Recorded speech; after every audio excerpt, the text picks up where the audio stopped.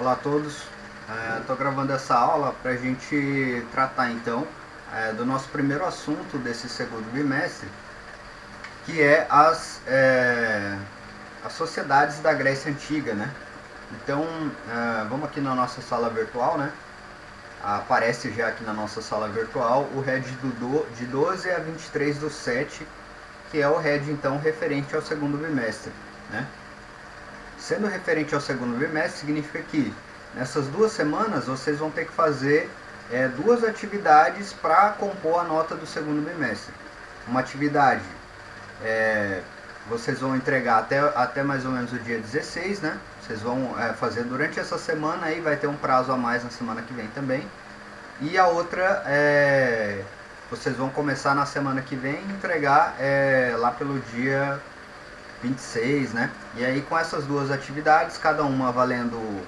As atividades valem 5 pontos, depois eu multiplico elas por 0,8, né? O que faz com que elas se tornem valendo 4 pontos.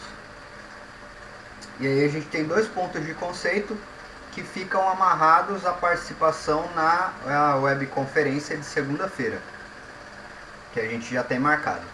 Aí na webconferência de segunda-feira a gente vai tratar sobre o Império Romano. Então, 2 assuntos para tratar, né? Um é a antiguidade, a Grécia Antiga, e outro é o Império Romano, também no período que a gente chama de Antiguidade, né? Então, como vocês começaram agora, né, o primeiro ano de História, a gente retoma alguns conceitos, algumas denominações que a gente usa no estudo da história. Então essa denominação de história antiga, ela é usada para se referir às experiências sociais, às experiências humanas que acontecem principalmente no Ocidente, né? Antes do século I, né? Antes do século I e depois do século I até o século IV, mais ou menos. Então, no século IV, mais ou menos, é quando surge o cristianismo, né? Essa religião no Brasil, por exemplo, muito influente, né?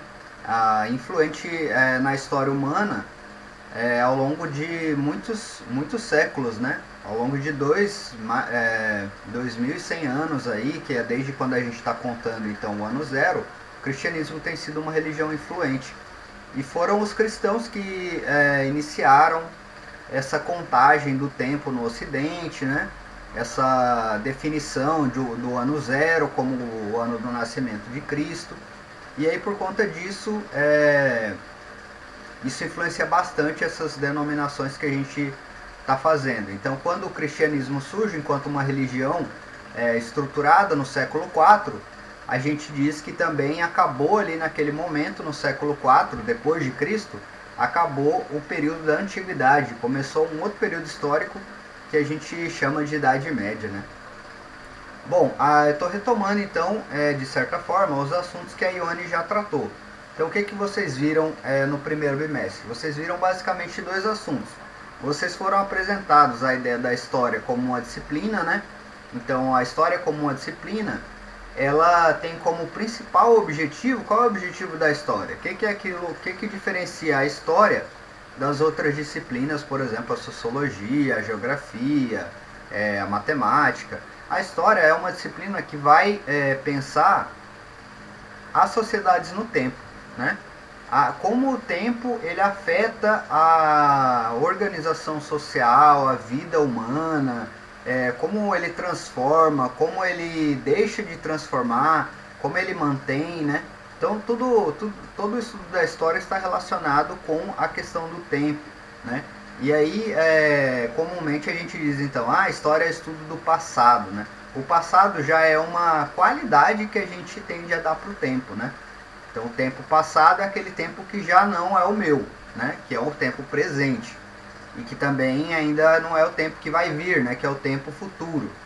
Mas, para não cair então em várias denominações, a gente diz que o estudo da história é o estudo do homem no tempo, das sociedades no tempo, né? Então o próprio conceito de tempo, né? O que é tempo, né? É um conceito muito difícil, né? Muito difícil, e a gente na nossa contemporaneidade o tempo se tornou relativo, né? Há várias questões psicológicas envolvidas na experiência do tempo, né? Então, que condições psicológicas eu estou falando? Estou falando de, por exemplo, como você como sujeito, você sente a passagem do tempo de forma diferente, né? Como algumas situações elas parecem passar rápidas, como outras parecem passar devagar. Então tem essa questão da condição psicológica também, de como a gente entende esse movimento, né? E a história tenta dar conta então desse movimento que é o tempo, né? E ela tenta dar conta como? Olhando principalmente para a condição do homem. Qual é a condição do homem no tempo? Aí depois de fazer um pouco essas apresentações sobre o que é a história, né? Quais são os conceitos fundamentais para a história, então tempo, temporalidade, né? Historiografia, que são aqueles... são pessoas que começam a se especializar então nessa escrita do passado, né? A gente chama de historiografia. Conceitos importantes para a disciplina. E daí vocês, depois disso, vocês viram algumas experiências, algumas das primeiras experiências de sociedades humanas que ficaram bastante registradas, né? Que deixaram bastante documentação e que são consideradas então as primeiras civilizações humanas, né? Então, um momento.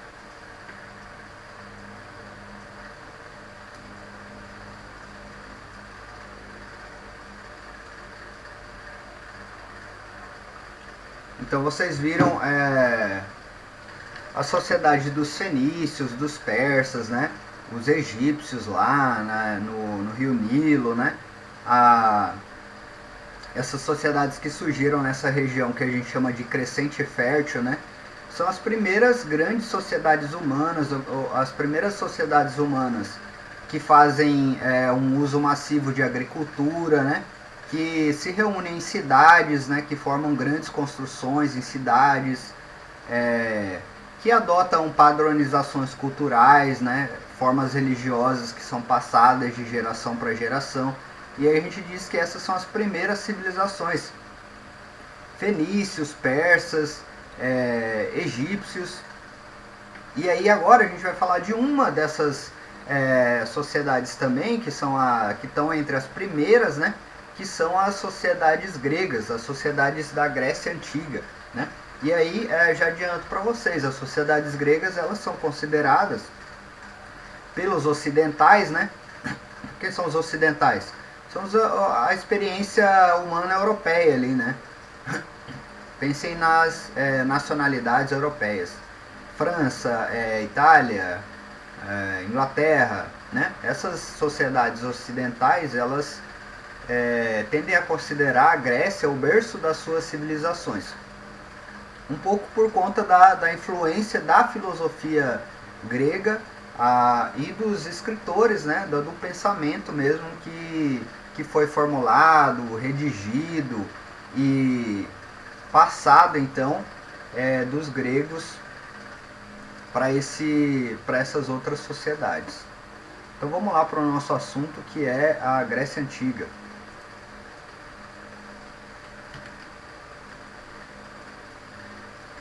Então, onde está situada a Grécia Antiga, né? A Grécia hoje, né? Grécia hoje é esse pedacinho aqui de terra que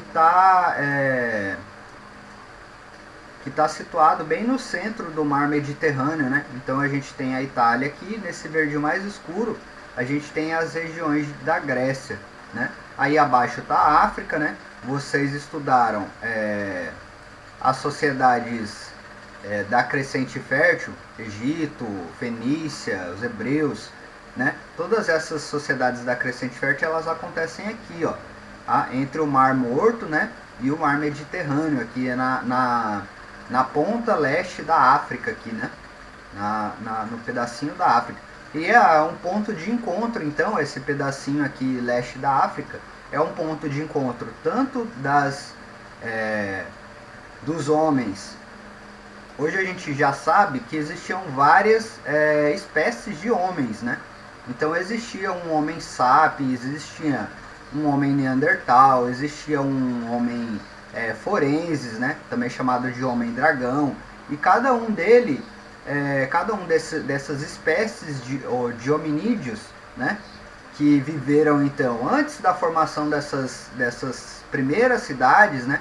Antes do surgimento da agricultura, da escrita, elas viviam dispersas, cada uma em região do planeta. E a gente percebe que esse meinho aqui, ó, é uma área de passagem, ó. Então, para mim passar da África para a Ásia, eu tenho que passar pelo Oriente Médio aqui, ó. Eu tenho que passar pelo Egito aqui. Então, esse pedaço aqui é uma zona de encontro entre várias espécies de homens e várias culturas de espécies humanas que então vão dar origem a essas primeiras grandes cidades, né? A isso que a gente vai chamar de civilização. Tem uma questão importante também, que é a contagem do tempo, né? A cronologia. Então a história, ela se baseia na cronologia, né? Ela não funciona sem a cronologia, porque através da cronologia, que nada mais é que uma linha do tempo, né? Onde você marca um início e vai contando o tempo a partir desse início, ela é fundamental para a gente poder situar em qual momento do tempo que a gente compreende cada experiência social, cada conteúdo dessa reflexão sobre o passado que a gente vai fazer. Então, como a gente está no Ocidente, a gente foi colonizado, né? A gente está no Brasil, e aí vocês sabem que o Brasil ele foi colonizado pelas sociedades ocidentais, né? Não só o Brasil, mas toda a América, né?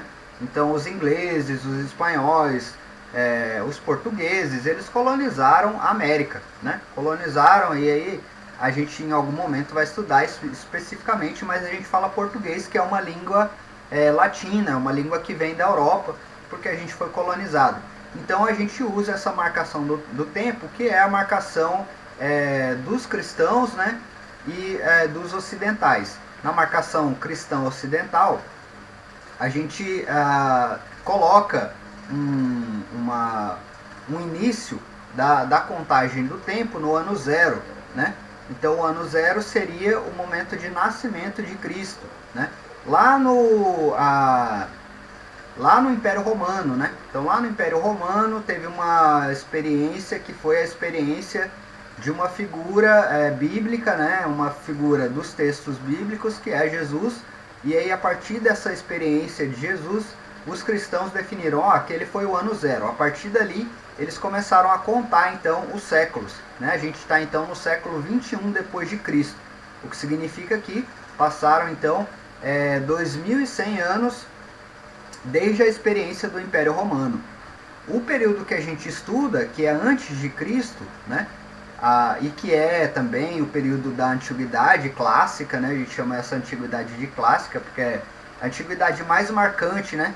Então essas sociedades que vocês viram até agora, fenícios, persas, egípcios, né? Eles também estão dentro da antiguidade, mas eles são supostamente, pela concepção histórica dos ocidentais, eles são menos importantes para eles, né? E eles consideram os gregos mais importantes para eles.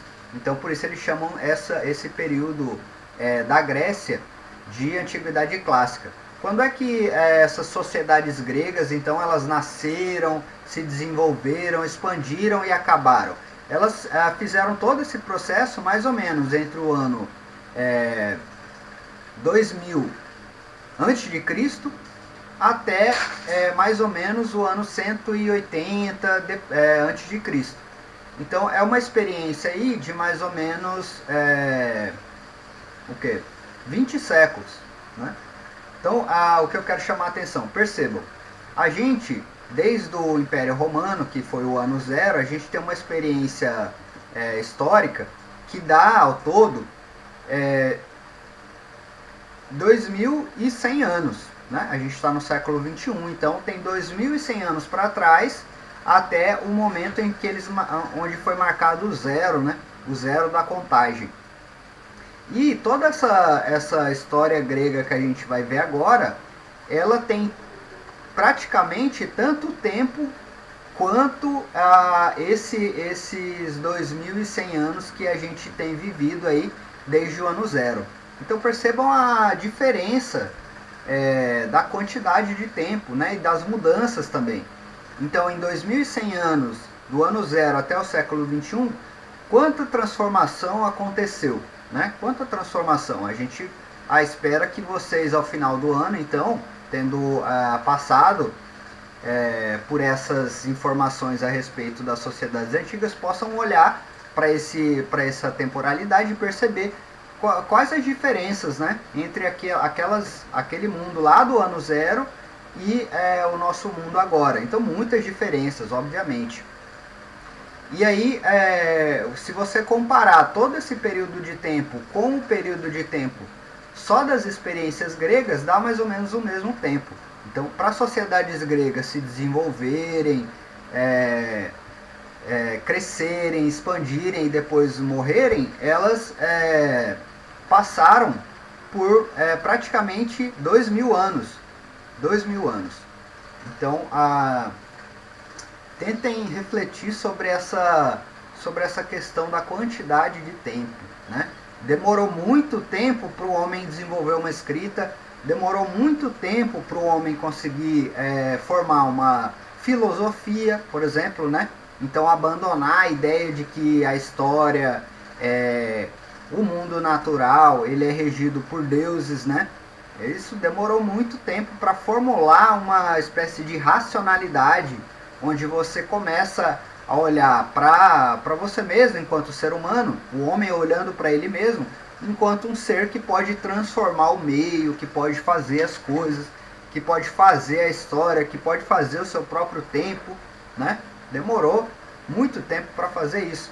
Só da experiência grega a gente já tem 2000 anos, que é o tempo de toda essa nossa civilização ocidental aí desde o cristianismo. Tá certo? Então, a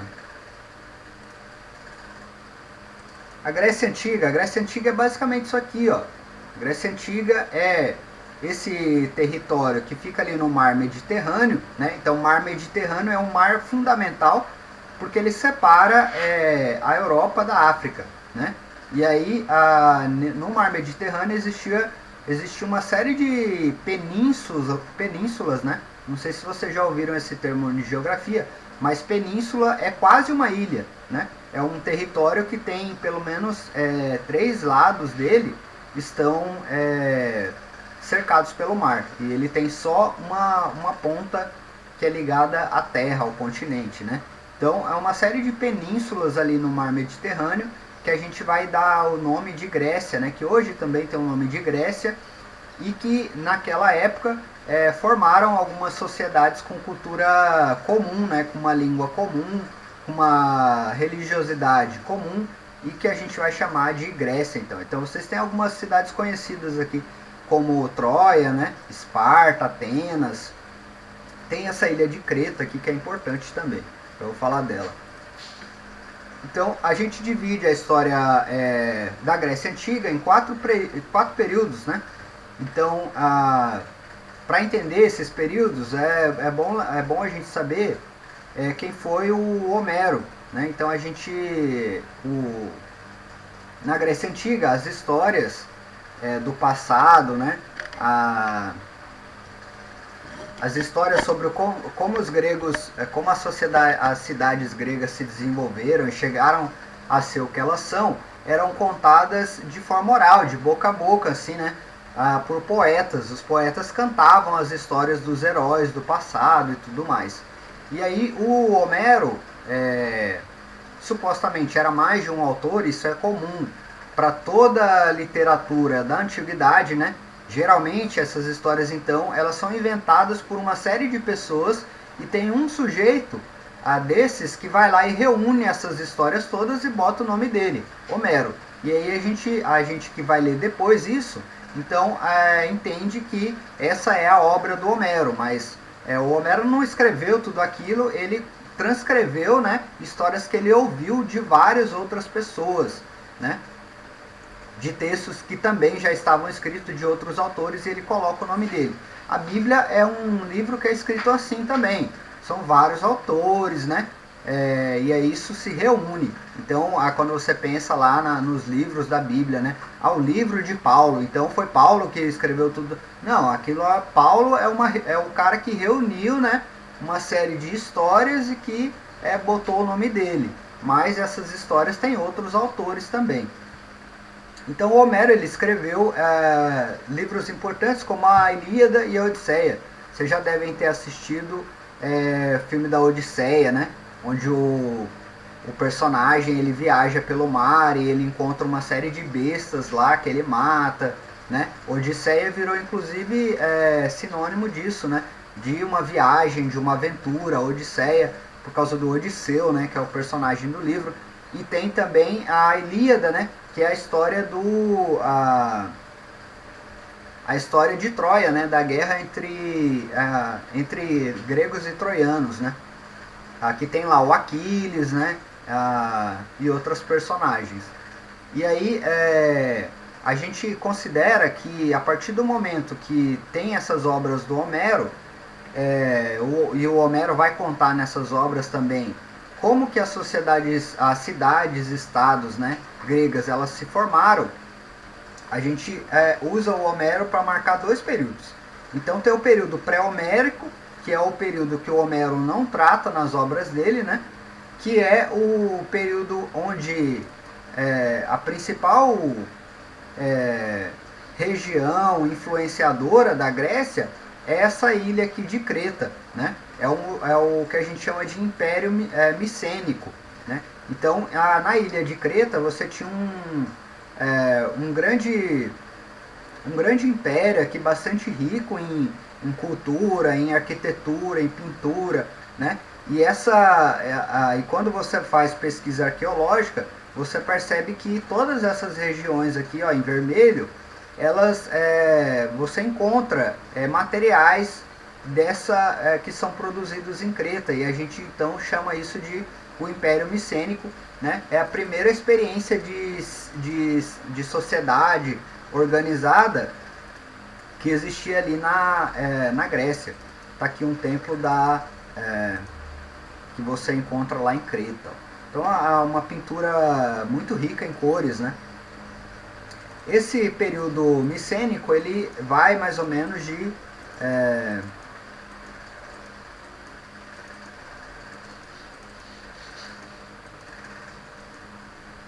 vai mais ou menos de 2000 a 1100 antes de Cristo. Então é por isso que eu estava falando que era uma experiência de 2000 anos da Grécia. Então o primeiro período grego é lá no ano 2000 antes de Cristo, o período pré-homérico, né? Daí depois a gente tem as obras do Homero. O Homero começa a contar então nessas obras dele, na Ilíada, na Odisseia, começa a contar como os gregos, depois que o Império Micênico ele caiu, né? Ele foi derrotado, como as sociedades, toda essa região grega ali, ela se fragmentou, né? As cidades foram dizimadas, as pessoas deixaram de viver na cidade, cada um foi viver em um canto, né? E aí ele conta como essas pessoas que estavam dispersas, elas foram se reunindo de novo. E aí ele marca, por exemplo, a importância dos gens, né? Gens eram unidades familiares. Então a formulação das cidades gregas, que o Homero vai narrar, elas nascem a partir das próprias constelações familiares. As famílias começam a se reunir, a crescer, né, primeiro, e se reunir em unidades cada vez maiores, e aí toda a família mesmo, primos, né, de primeiro, terceiro, quarto grau, se reúnem, né, e aí essa grande família, essa família estendida, é liderada por um patriarca, né, que é o homem mais velho. Esse patriarca, ele passa a ser uma personalidade religiosa também, ele cumpre uma função religiosa dentro desses gens, e aí isso vai se desenvolvendo até formar grandes agrupamentos humanos. Quando você tem vários gens, né, então várias sociedades familiares grandes, aí essas sociedades todas se reúnem para formar uma cidade, né? Mas a estrutura da família continua sendo fundamental para sociedades, para as cidades gregas, né? Toda a política e a religiosidade se desenvolve então em torno da família, né? Principalmente dessa figura principal da família, do gens, que é o patriarca, o homem mais velho, né? Então o período homérico é o que vai falar do surgimento das cidades gregas, das grandes cidades-estados gregas, como Atenas, Esparta, né? Corinto, entre outras. E aí o período homérico ele narra também o apogeu, né? O grande auge dessas cidades-estados que a gente chama de período arcaico. Então, entre 1100 e 1800 a gente tem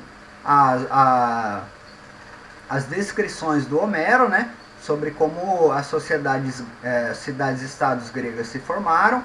E aí o Homero vai a sua narração até o período do auge dessas cidades-estados, com a formação de Atenas, Esparta, Corinto, entre outras, né? Essa ascensão ela foi mais ou menos aí entre 800 e 500.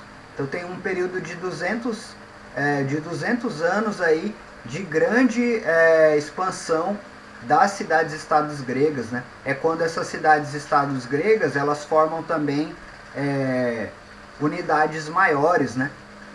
A gente já vai entender o que é uma cidade-estado. Mas só para marcar então, a gente falou aqui do período pré-homérico, aí depois da queda do Império Micênico você tem uma fragmentação da população. Essa população ela vai se reagrupando até formar novas cidades-estados, e essas cidades-estados elas chegam ao auge aí mais ou menos entre 800 e 500 a.C. O conflito entre essas sociedades-estados no seu auge, né, principalmente entre Atenas e Esparta, vai levar depois, a disputa entre elas vai levar ao enfraquecimento dessas sociedades-estados, e aí elas são conquistadas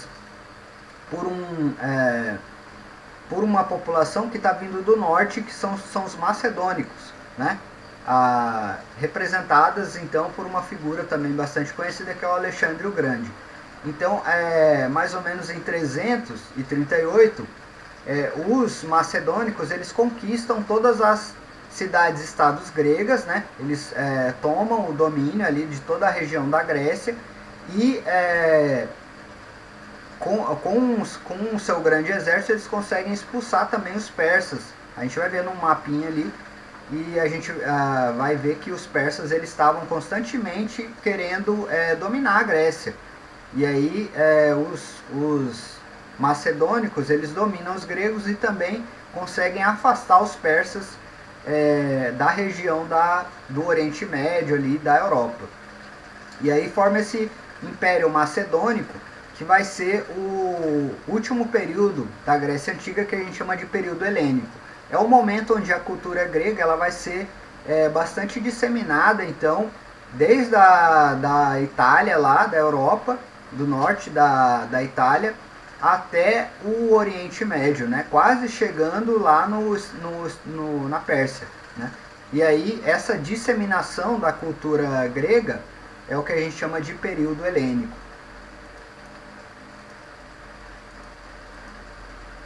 Então a gente estava falando de cidade-estado.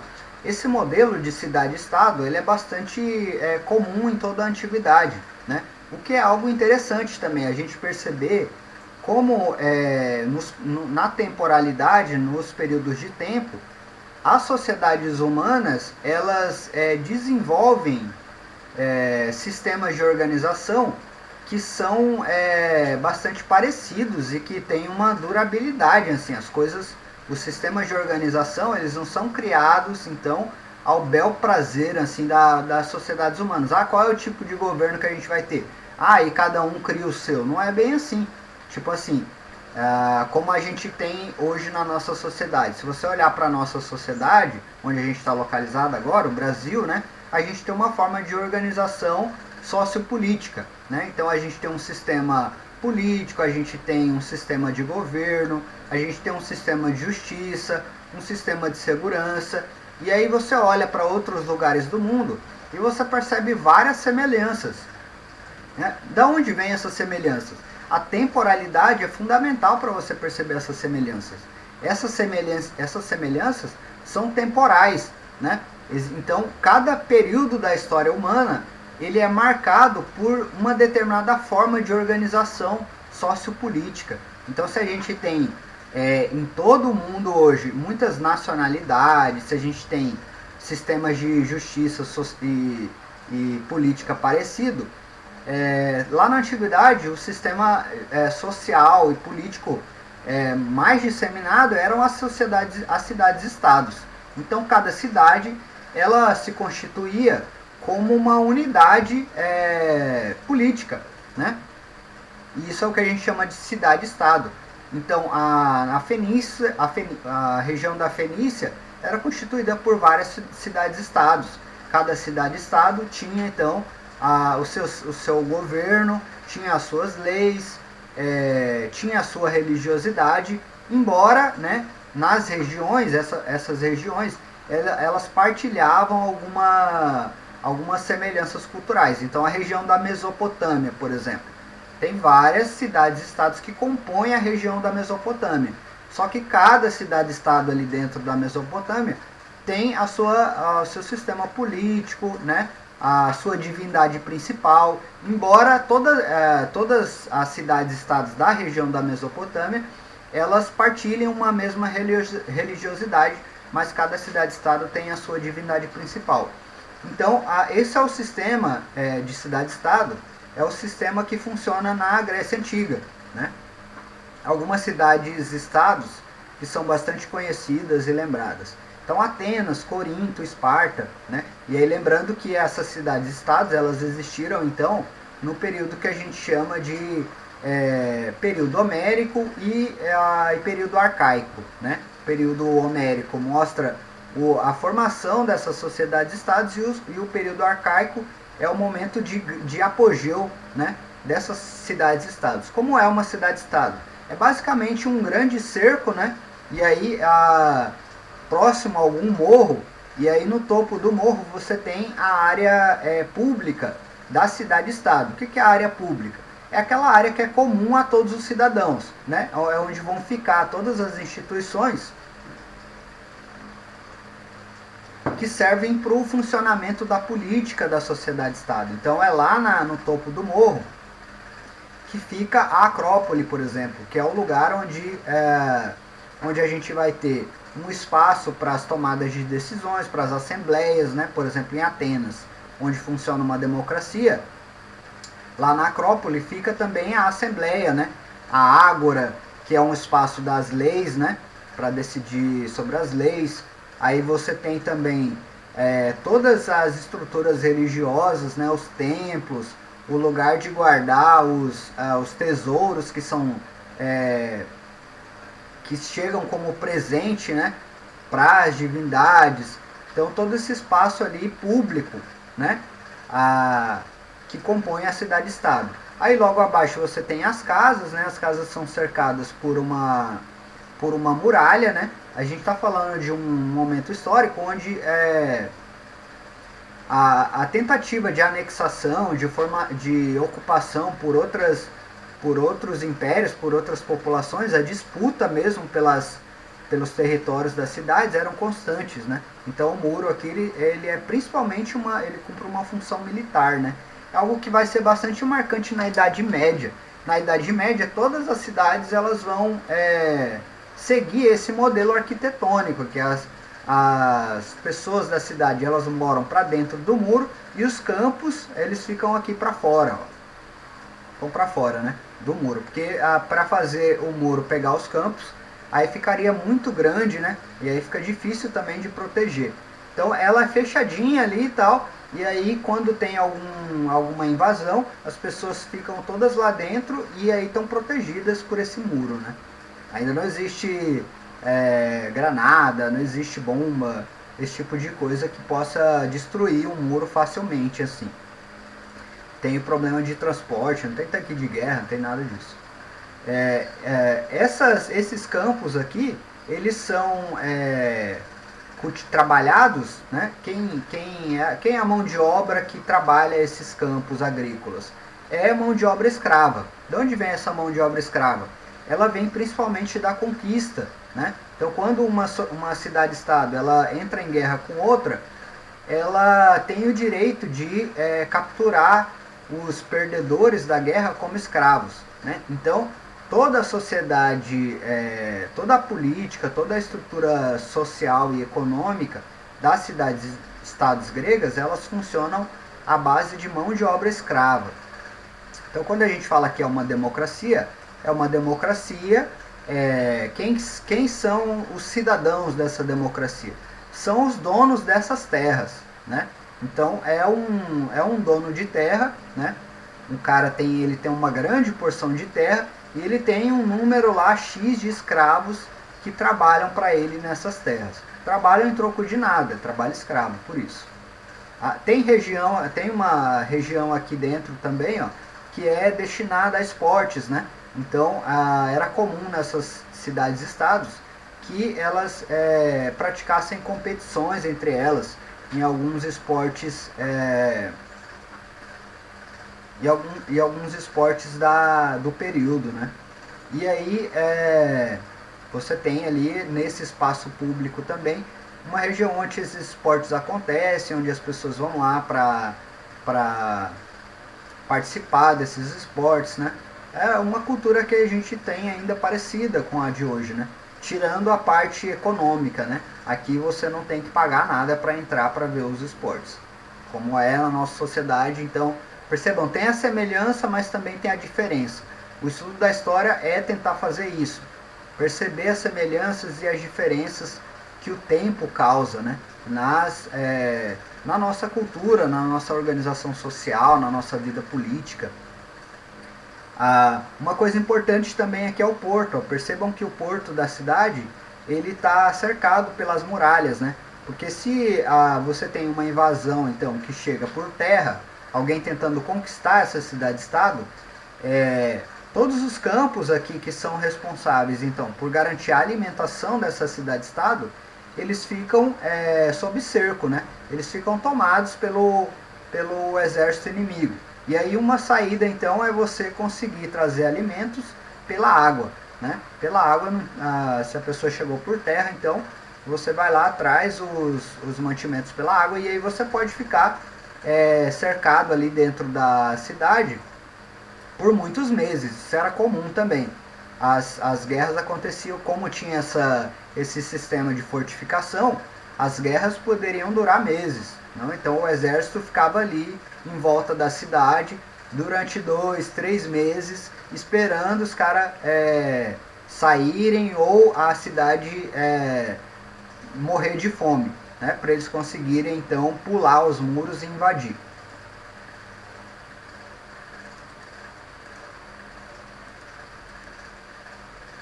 Então eu falei da Acrópole, né? As casas. É importante também aqui, ó, o teatro. Tem também espaços, né? Além de espaços esportivos, você tem espaços para as artes, né? Lembrando que quem ocupa o espaço público da cidade são os cidadãos, né? A gente já vai ver quem são os cidadãos, mas já adianto, os cidadãos são aqueles que são os proprietários de terra, né? Então vamos lá para a cidadania. Vamos ver o caso de Atenas, por exemplo. Em Atenas eram cidadãos homens com mais de 21 anos. Né? Então, quem tem menos de 21 anos não entra, mulheres em qualquer idade também não entra. Esses homens eles tinham que ser filhos de pais atenienses. Né? Então, se a mãe fosse ateniense, só a mãe fosse ateniense, tivesse tido um filho com um estrangeiro, esse sujeito que nasceu não era cidadão ateniense, ele não era cidadão. Então, ele não participava dos espaços públicos. O que garante então a cidadania é a origem do seu pai. O seu pai tem que ser ateniense. Caso o homem então ele cumprisse esses dois requisitos, ele tinha direito então de propor e aprovar leis, né? Então todo cidadão ele tinha o direito de falar, vou propor essa lei. e se alguém propôs alguma lei, ele tinha direito também a votar se ele queria ou não isso. Acaba que quem se encaixa nessas designações eram os proprietários de terras, né? Considerando também que comerciantes, artesãos, escravos e estrangeiros, eles estavam automaticamente excluídos. Então, se você exclui os comerciantes, artesãos, escravos, estrangeiros, aqueles que têm pais estrangeiros, sobra quem? Sobra basicamente os grandes proprietários de terra. Então, esses grandes proprietários de terra eram os cidadãos. Características da sociedade-estado. Ela tem uma autossuficiência alimentar, né? Não só alimentar, ela é autossuficiente em todos os sentidos. Então, a produção dos equipamentos para o cultivo da terra é feita toda dentro da cidade-estado. A sua força militar vem do próprio interior da sociedade-estado, né? Os próprios cidadãos, eles são também soldados, né? Eles têm que, por serem cidadãos, eles têm que assumir a função militar caso a cidade entre em guerra. Funciona basicamente como uma democracia direta, né? Você vai lá na Assembleia, que é o momento onde os cidadãos se reúnem e vota a favor, contra, né? É uma democracia direta. É diferente da nossa democracia, por exemplo, que é uma democracia indireta, né? Como é uma democracia indireta? Eu elejo uma pessoa, né? Eu como cidadão elejo uma pessoa e esse cidadão ele vai na Assembleia e vota só a favor, só contra, né? Então eu não estou lá na hora da decisão, eu mando um representante. Por isso a gente chama isso de democracia representativa, é diferente da democracia direta, que é a democracia que a gente está falando aqui de Atenas, por exemplo, né? E aí lembrando, a democracia, né, que seria demo, o governo do povo, né? Demo é povo, cracia é poder, né? Então democracia é o governo do povo. Lembrando que esse povo se restringe então a quem se adequa a todos aqueles requisitos lá, né? E aí a manutenção da sociedade, o trabalho dentro da sociedade é todo feito com mão de obra escrava, né? É uma sociedade oligárquica porque quem participa da democracia é basicamente quem cumpre os requisitos de ser um grande dono de terras. O cidadão ele tem que cumprir também uma função militar, né? Então, a partir do momento que você é cidadão, que você participa dos espaços públicos, você, em caso de guerra, também tem que se tornar um soldado. Então vamos lá para o último assunto aqui, que seria então aquele momento lá do período arcaico, quando quando duas cidades-estados gregas, elas chegam ao seu apogeu, né? Esse apogeu ele é causado principalmente pela reunião dessas cidades-estados para combater esse Império Persa que está vindo aqui do leste, ó. Então, o Império Persa lá com o Xerxes, né? Se vocês lembram do filme 300, né? Ele está chegando aqui na região do Mediterrâneo, né? E aí ele está chegando para invadir a sociedade grega. E aí nesse momento as cidades-estados mais proeminentes, elas convocam as outras cidades-estados para reunir os seus exércitos para combater os persas, né? Quem faz isso principalmente é Atenas e Esparta.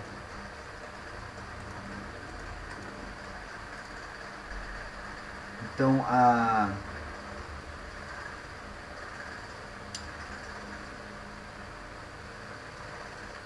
Atenas está aqui, ó, na região da Ática, né? Percebam que Atenas ela tá bem uma península mesmo voltada para o mar, o que vai fazer com que Atenas tenha um grande poderio marítimo, né? E aí Atenas então convoca as outras cidades-estados para alimentar a sua frota marítima e combater os persas pelo mar, né? Enquanto vamos achar agora aqui a Esparta.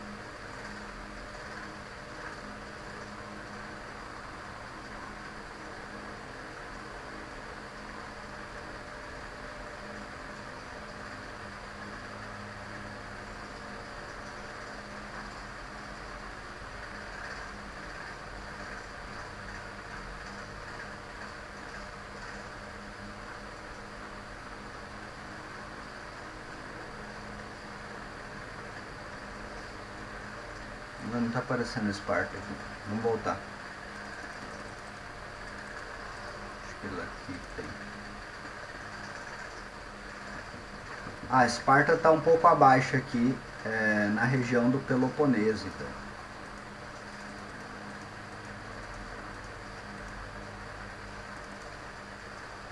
Então a gente tem a Atenas aqui, né, na região que a gente chama de Ática, essa regiãozinha amarela aqui.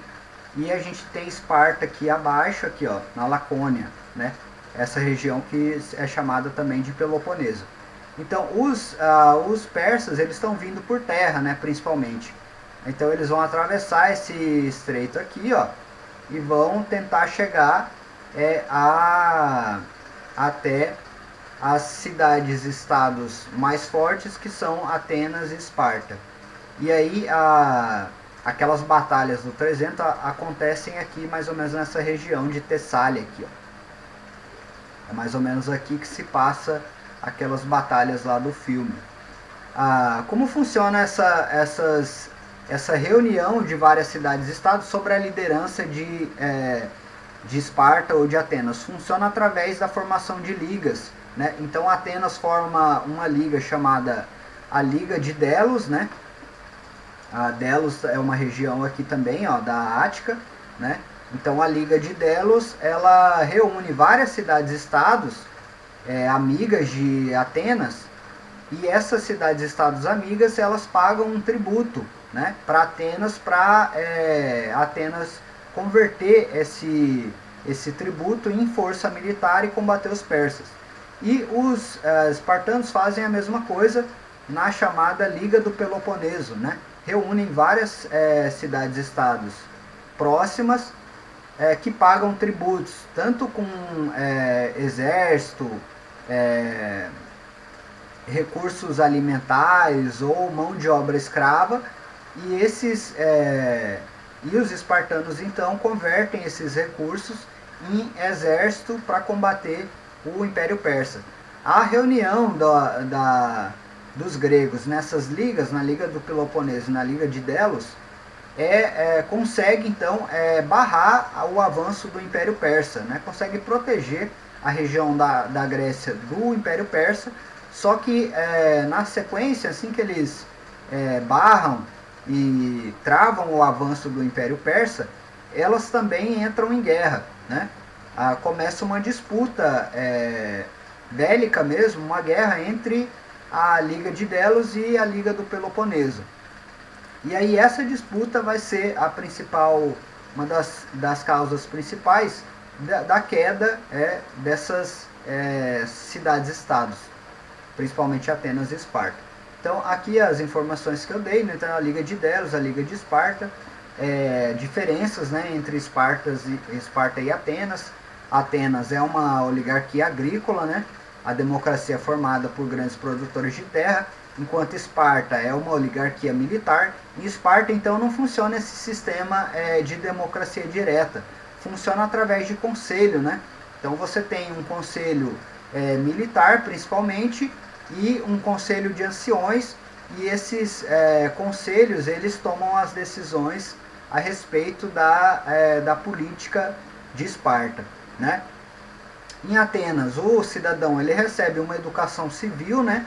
Que significa que ele aprende as artes, a música, ele aprende retórica para poder falar nas assembleias, enquanto em Esparta, o cidadão, o sujeito espartano, ele recebe uma educação basicamente militar, né? Ele recebe alguma educação cultural também, religiosa, mas é principalmente uma educação militar. Então, desde criança, esse sujeito espartano, ele é requisitado pelo Estado, né, pelo governo de Esparta, e aí o Estado se encarrega de treinar esse sujeito para se tornar um soldado. Aí lá no filme 300 a gente tem a marcação dessa diferença, né, entre o cidadão ateniense e o soldado espartano, né?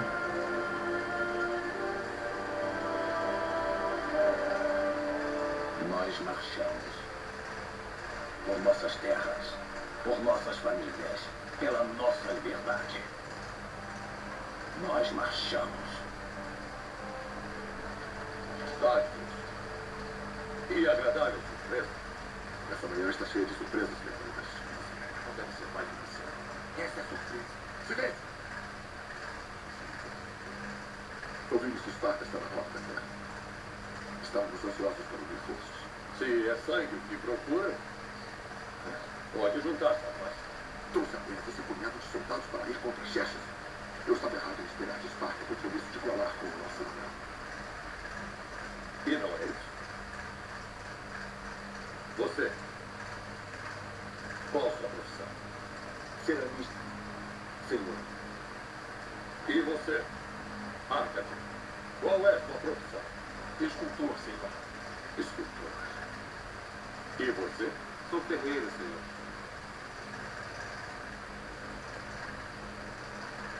Espartanos, qual é sua profissão?